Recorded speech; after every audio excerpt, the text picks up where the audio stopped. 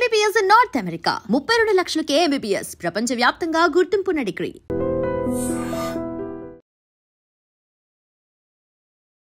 నమస్కారం, welcome to I dream. ధర్మ మార్గం విత్ విజిత కార్యక్రమానికి స్వాగతం.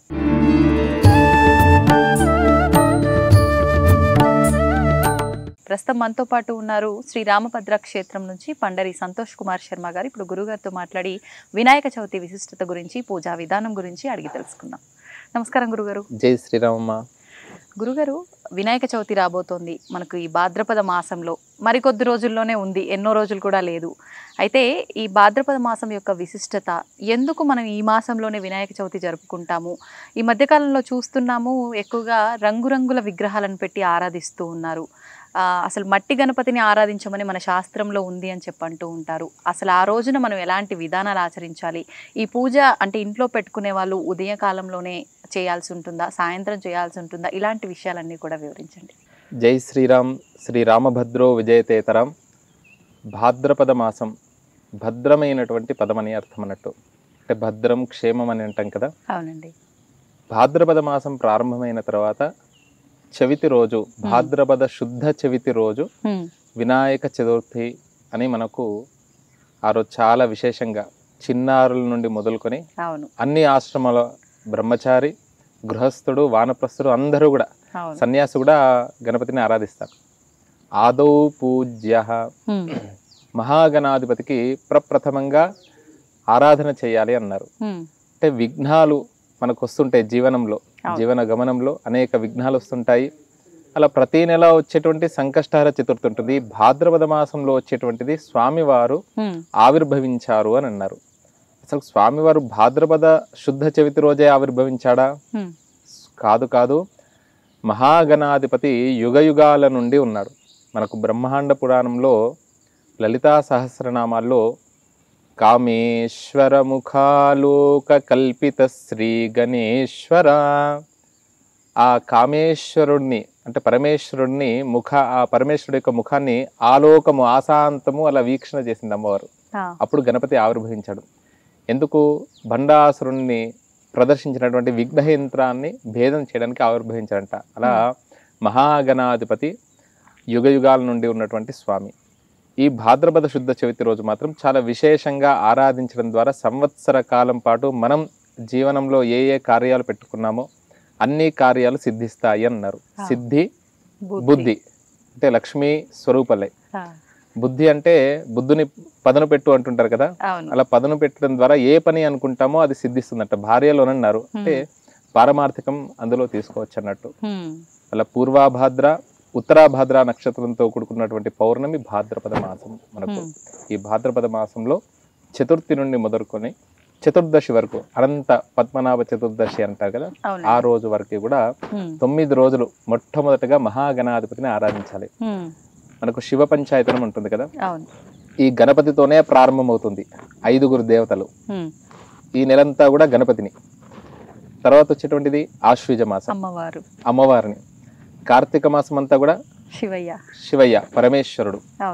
తర్వాత మాసానాం మార్గశీర్షోహం, మాసాలలో మార్గశిర మాసాన్ని నేనే అని అంటాడు మహావిష్ణువు. తర్వాత సూర్యుడు. ఇలా పంచాయతన ఆరాధన అనేటువంటిది శంకర భగవత్పాదుల వారు మనకు చెప్పారు. అందులో మొదటగా ఈ గణపతితోనే ప్రారంభం అవుతుంది. అంటే తొలి పూజలు ఆయనకే ప్రారంభం అన్నట్టు, వీటిల్లో కూడా ముందుగా ఆయనతోటే ప్రారంభం అవుతున్నాయి. ఓకే, మరి ఇప్పుడు విగ్రహాల విషయానికి వస్తే గురుగారు, మట్టి విగ్రహాలనే పూజించాలి, అదే ప్రధానం అన్నారు. అయితే ఇప్పుడు చూస్తుంటే అలా కాదు, రకరకాల రంగురంగుల విగ్రహాలు, ఒక రకంగా పర్యావరణాన్ని కలుషితం చేసే విధంగా ఉండే విగ్రహాలు. మళ్ళీ మనం చూసుకుంటే విగ్రహారాధన చేస్తున్నప్పటికీ పసుపు గణపతిని కూడా ఆరాధించిన తర్వాత విగ్రహ ఆరాధన చెయ్యాలా? ఇలాంటి సందేహాలు కూడా ఉన్నాయి. ఒకసారి వాటి గురించి కూడా వివరణ. తప్పకుండా. వరసిద్ధి వినాయక వ్రతకల్పంలో ప్రథమంగా సంకల్పం చేసుకున్న తర్వాత త్రికాలంలో, ఇంతకుముందు మీరు ప్రశ్న ఉదయం చేయవచ్చా, మధ్యాహ్నం చేయవచ్చా, సాయంకాలమా, అసలు త్రికాల పూజ చెప్పారు. గానాపత్యంలో ఉండేటువంటి వారు 3 కాలాల యందు 9 రోజులు ఆరాధన చేస్తుంటారు. మరలా మామూలుగా భక్తజనులు ఏంటిదంటే, ఆయన గణపతికి ఏంటిదంటే ఒక బెల్లం ముక్క పెట్టినా, ఒక గరిక సమర్పించిన, అటుకులు, బెల్లము ఇవన్నీ పెట్టినా కూడా సంతుష్టించి అనుగ్రహిస్తాడంట. అలా మహాగణాధిపతిని ఉదయము చేయవచ్చు, మాధ్యానికం అపరాహ్నం అంటే మనకు అభిజిత్ ముహూర్తం అని అంటారు, ఆ సమయంలో కూడా చేయవచ్చు. ఓకే. సాయంకాలం కూడా గోధూళి ముహూర్తం అంటున్నారు, గువ్వలు వస్తుంటే ధూళి వచ్చేటువంటి సమయం.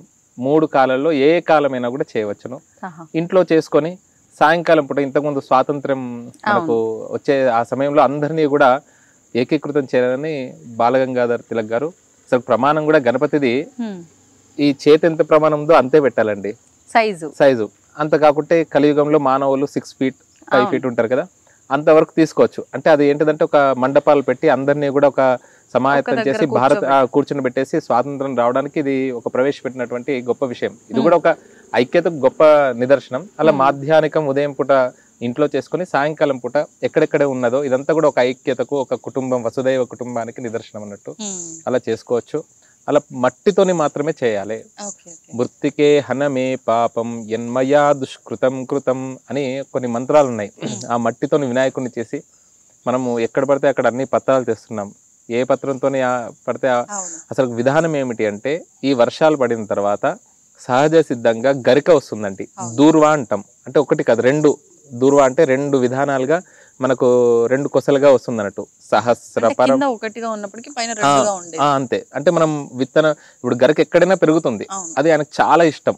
21 దూర్వాంకురాలు 21 గరికతోనే ఆయనకు పూజ చేస్తే ఆయన సంతుష్టుడై అనుగ్రహిస్తాడంట.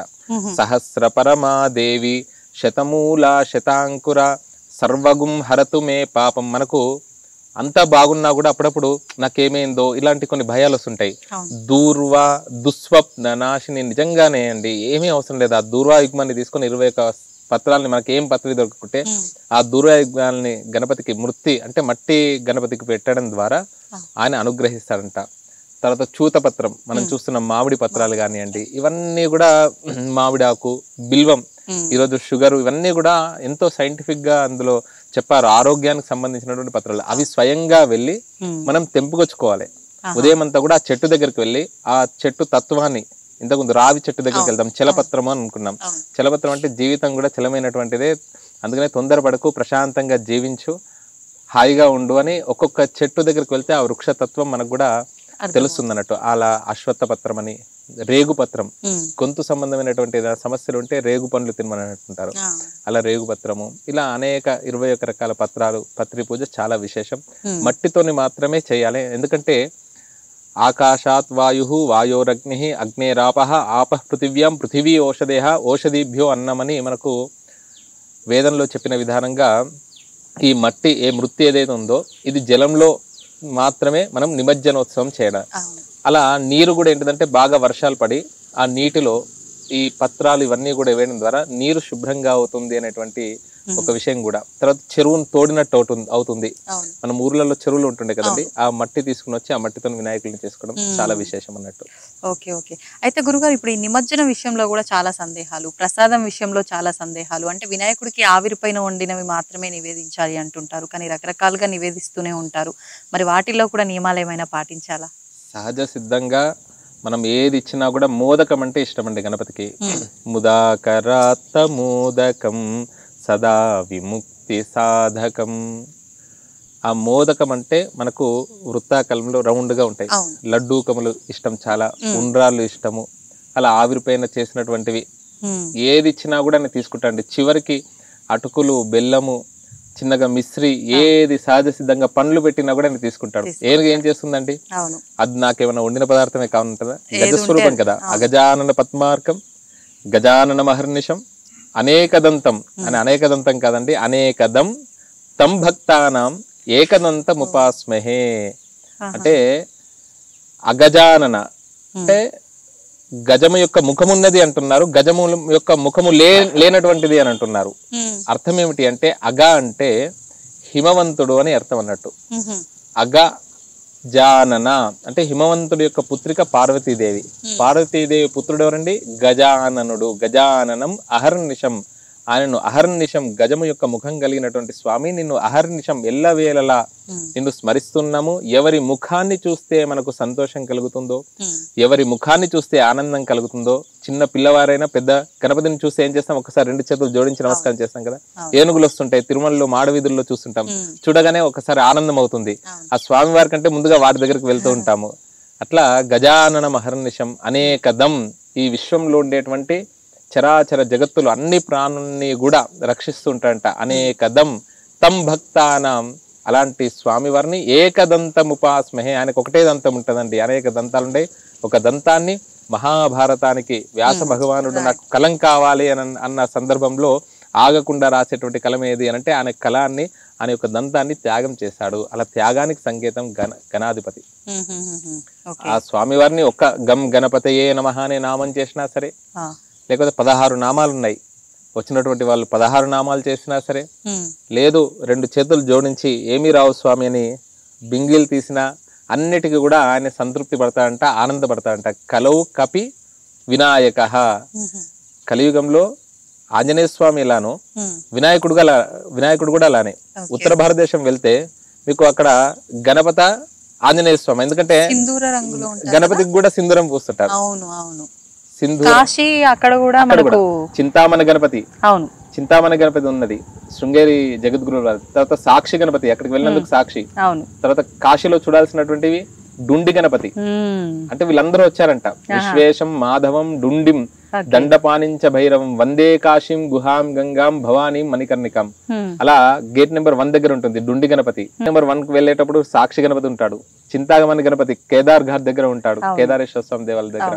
అలా అది కూడా సింధూర వర్ణంలో ఉంటుంది, సింధూరం పూసుంటుంది. ఆంజనేయ స్వామి వారికి సింధూరం ఎలా ఉంటుందో ఈ గణపతికి కూడా సింధూరం ఉంటుంది. మామూలుగా హనుమంతుడు మాత్రమే సింధూర రంగు అలా రాసి ఉంటుంది కాబట్టి చూస్తే ఎవరైనా హనుమంతుడు అనుకుంటాం, కానీ అది గణపతి.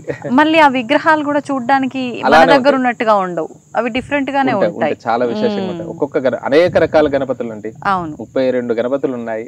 అలా విజయ గణపతి, సిద్ధి గణపతి, బుద్ధి గణపతి, లక్ష్మీ గణపతి. ఆ గణపతిని ఆరాధిస్తే లక్ష్మి కావాలనుకునే వారికి లక్ష్మి, విద్య కావాలని, అందుకని పుస్తకాలు కూడా గణపతి దగ్గర పెట్టి పూజిస్తూ ఉంటారు. ఆ రోజు వినాయక చవితి రోజు చాలా విశేషంగా అందులో ఒక 5 కథలు ప్రధానంగా చెప్తారు.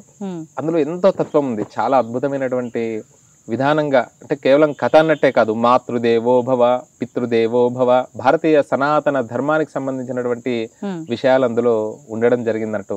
గణపతి ఏం చేస్తాడు, 3 ప్రదక్షిణాలు చేసుకుంటాడు కదా శివపార్వతులకు ఇద్దరికి కూడా. అందుకు నేను తల్లిదండ్రులను వదిలిపెట్టేసి నువ్వు ప్రపంచంలో ఉండేటువంటి తీర్థయాత్రలు చేసినా, నదీ స్నానం చేసినా, ఎక్కడికి వెళ్ళినా దాన ధర్మాలు చేసినా ఉపయోగం లేదు. ప్రప్రథమంగా మాతృదేవో భవ, పితృదేవో భవ, ఆచార్య దేవో భవ, భూషట్కేన ప్రదక్షిణ కాశీ యాత్రయుతేన చ సేతు స్నాన శతేర్యశ్చ తత్ఫలం మాతృవందతే అనేటువంటి ఒక కథ మనకు చెప్తుంది.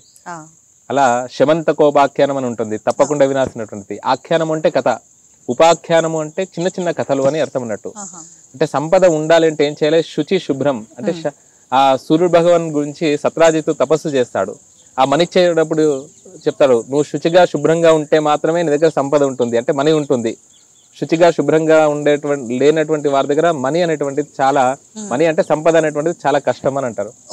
అందుకనే సత్రాజిత్తు ఇక్కడికి రాగానే శ్రీకృష్ణ పరమాత్మ అడగగానే వెంటనే ఏం చేస్తాడు, అమ్మో ఈయన అనేక మాయాలోలుడు, ఆయనకేమవసరం అండి, కస్తూరి తిలకం లలాట ఫలకే వక్షస్థలే కౌస్తుభం, ఆయనే అనేక మనులు ఉన్నాయి, ఆయనకి ఈ మనితో అవసరమా అంటే ఒక రాజు దగ్గర ఉంటే క్షేమం అని అడుగుతా.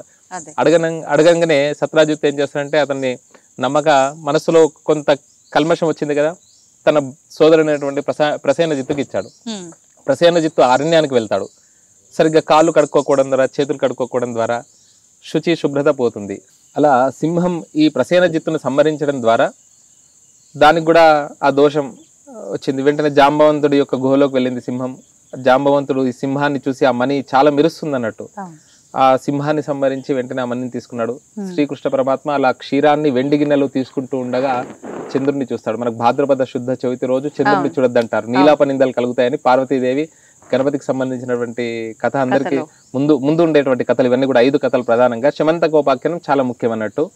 అలా ఆ చంద్రుడిని చూడగానే ఏం నింద కలుగుతుందో అనుకుంటాడు. అంతలోపలనే ఈ నింద 2 నిందలు వేసి అన్నట్టు చంపాడు. తర్వాత మణిని తీసుకెళ్ళాను. ఏం చేయాలని అర్థం కాకుండా వెళ్ళగా నెమ్మదిగా ఆ ప్రసేనజిత్తు వెళ్ళినటువంటి మార్గంలో వెళ్ళాడు అరణ్యానికి. ఆ సింహం అడుగుజాడల మార్గంలోకి వెళ్ళాడు. జాంబవంతుడి యొక్క గుహలోకి వెళ్ళాడు. జాంబవంతుని సంహరించాడు. అప్పుడు జాంబవంతుతో మల్ల యుద్ధం చేస్తుంటే పుంసాం మోహన రూపాయ పుణ్య శ్లోకాయ మంగళం. రామావతారంలో జాంబవంతుడు అంటే 7 చిరంజీవులు కాకుండా ఈ జాంబవంతుడు, హనుమంతుడు, విభూషణుడు ఇప్పటికీ ఉన్నారు. ఎక్కడెక్కడ రామనామం జరిగితే హనుమంతుడు అక్కడక్కడ దర్శనం ఇస్తాడంట. అలా జాంబవంతుడు కూడా చిరంజీవుల్లో ఒకడు. ఆ విధానంగా వెంటనే ఇతను త్రేతాయుగంలో రామచంద్రుడు, అప్పుడు అతన్ని స్పృశిద్దామని ఉండే అవకాశం లేదు. ఈ ద్వాపర యుగంలో శ్రీకృష్ణ పరమాత్మగా నాకు అవకాశం ఇచ్చిందని ఆ మణితో సహా జాంబవతిని ఇచ్చిండు. సత్రాజిత్ దగ్గరికి వెళ్ళేసి ఆ మణిని ఇవ్వగానే అతను చేసుకున్నటువంటి పొరపాటుకి నిందకి ప్రాయశ్చిత్తపడి సత్రాజిత్ తన కుమార్తె అయినటువంటి సత్యభామని ఇచ్చి వివాహం చేయడము. మళ్ళీ శ్రీకృష్ణ పరమాత్మ నీకే భగవంతుడికే ఇలా నీలాపనింద కలిగింది, మరలా మాలాంటి సామాన్యులు ఎలా అని అంటే అప్పుడు ఈ శమంత కోపాఖ్యానం ఎవరైతే విని అక్షతలు శిరస్సు మీద వేసుకుంటారో, ఈ 5 కథలు మిగతా అన్ని విన్నా వినుకున్నా ఈ శమంత కోపాఖ్యానం భాగవతంలో ఉంది, ఎవరైతే శిరస్సు మీద వేసుకుంటారో వారికి ఈ నీలాపనిందలు రావు అని చెప్పినటువంటి అంశం. అలా ఆ కథ తప్పకుండా వినాలి. నిమజ్జనోత్సవం కూడా త్రయాన్నికం అంటే 3 రోజులకు చేయొచ్చు, 5 రోజులకు చేయొచ్చు, 9 రోజులు గానాపత్యం ఇలాంటి ఉపాసన చేసేవాళ్ళు అలా 9 రోజులు కూడా చేస్తూ ఉంటారు. గురుగారు మామూలుగా కొంతమంది అంటే మండపాల్లో ఈ మధ్య కాలంలో అంటే ఒకేసారి అన్ని నిమజ్జనానికి తీయటం వల్ల ఇబ్బందులు అవుతాయని చెప్పి కూడా కొన్ని రోజులు కొన్ని అని అట్లా తీస్తున్నారు. కొన్ని సందర్భాల్లో కొన్ని ఊర్లలో 21 రోజులకి నిమజ్జనం చేసేవాళ్ళు ఉన్నారు, 13, 11కు చేసేవాళ్ళు ఉన్నారు. కానీ ఈసారి మనకు చంద్రగ్రహణం కూడా వచ్చింది కాబట్టి గ్రహణం తర్వాత వినాయకుడిని ఉంచటం అనేది కరెక్ట్ పద్ధతేనా, లేదు అంటే 9 రోజులకే నిమజ్జనం చేయడమే ఉత్తమమా? 9 రోజులకు మాత్రమే నిమజ్జన చేయాలండి. అంటే అమ్మవారి నవరాత్రులు ఏంటంటే ముందుగా 3 రోజుల ముందు చేస్తుంటారు, కానీ గణపతి నవరాత్రులు ఏంటంటే 3 రోజులకు 5 రోజులకు తప్పకుండా 9 రోజులు కాగానే చతుర్దశి రోజు నిమజ్జనోత్సవం చేయాల్సిందే. చతుర్దశి తర్వాత చేయకూడదు, ఎందుకంటే మరలా గ్రహణము అసలు సంప్రదాయం లేదు, పద్ధతి లేదు. మామూలుగానే 9 రోజులకే నిమజ్జనము, కానీ ఏదో మనం అలా ఉంచుతున్నాం పరిస్థితులను బట్టి. కానీ అసలు ముందు నుండే ఒక ప్లాన్ చేసుకుని ప్రభుత్వం గాని తర్వాత ఆ వినాయకులను పెట్టేటువంటి వారు గాని ముందుగానే ఆలోచన చేసి, శాస్త్రం అంటేనే శాసించేటువంటిది, శాస్త్రం ఎలా చెప్పిందో ఆ విధానంగా చేయడం ద్వారా లోకము కూడా క్షేమంగా ఉంటుంది. ఇప్పుడు మీరు అన్నట్టుగా 3-5 రోజుల్లో శుక్ర మంగళవారాలు గనక వచ్చినట్లయితే ఆ రోజున తీయొచ్చు అంటారా, లేదంటే ఎలా చేయొచ్చు అంటారు? 3 రోజులు తీయవచ్చమ్మా, దానికి ఏమీ లేదు. 3 రాత్రులు నిండితే చాలంతే. యథాస్థానం ప్రవేశయామి శోభనార్థే క్షేమాయ పునః ఆగమనాయ అని చెప్తుంటారు కదా, కాబట్టి అన్ని లక్ష్మీ వారాలే, అన్ని జయవారాలే. ఓకే, మరి ఇప్పుడు పసుపు గణపతిని ఆరాధించాల్సిందేనా ఖచ్చితంగా? తప్పకుండా. ఈ మట్టి గణపతి కంటే ముందుగా పార్వతీదేవి చేసినటువంటి విధానం అన్నట్టు తన యొక్క శరీరం నుండి వచ్చేటువంటి ఏదైతే మృతి ఉంటుందో ఆ మట్టితోనే ఒక బాలుడిని చేసింది. తప్పకుండా అందుకనే ప్రతి పూజకు కూడా పసుపు గణపతిని చేయండి ఏ పూజ చేయరాదు. దాన్నే గణేశాంబికాభ్యాం నమః అంటుంటారు, అంటే గణపతితో సహా అమ్మవారిని కూడా స్మరించడం. సంతోషం గురుగారు, చాలా చక్కగా వివరించారు వినాయక చవితి విశిష్టతని, పూజా విధానాన్ని. ధన్యవాదాలు. జై శ్రీరామ, చాలా ధన్యవాదాలు. తవ్వుతున్న శివలింగం సరే దాన్ని అట్లా కప్పేసేయండి, చూపించదండి. కృష్ణ ఇస్ దేర్, మూర్తి పూజ కాదు, సాక్షాత్ బ్రజేంద్ర నందన భగవాన్ ఉన్నారు మూర్తిలో. ఏమీ ఆశించకుండా ఆరాధించే వాళ్ళు కూడా ఉన్నారా ప్రభుజీ? నిజమైన భక్తి అంటే మనకు తెలియదు కాబట్టి